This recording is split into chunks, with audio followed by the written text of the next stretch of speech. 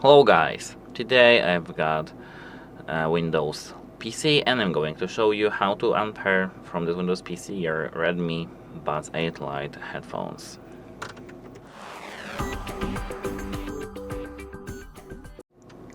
You need to at first open the settings here at the bottom of your screen. You need to here click this logo with the right mouse button and here open settings. Now here you need to enter Bluetooth and devices right here. Not this one, wait a moment. Here we've got Bluetooth and devices, and here we've got devices. You need to enter these devices, and here in the audio you need to find your headphones.